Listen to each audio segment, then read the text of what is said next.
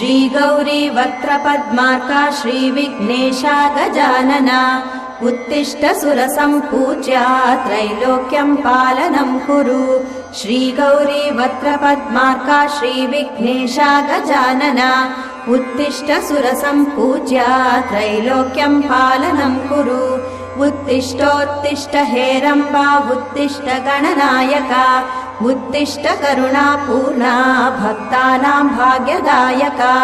उत्तिष्ठोत्तिष्ठ हेरम्बा उत्तिष्ठ गणनायका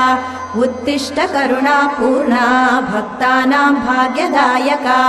श्रीयाकुवाहन शिवात्मज दिव्यगात्रा श्रीभिन्नदन्तधनुजान्तक सूक्ष्मनेत्रा सर्वार्ति दुःख शमना फणिराजसूत्रा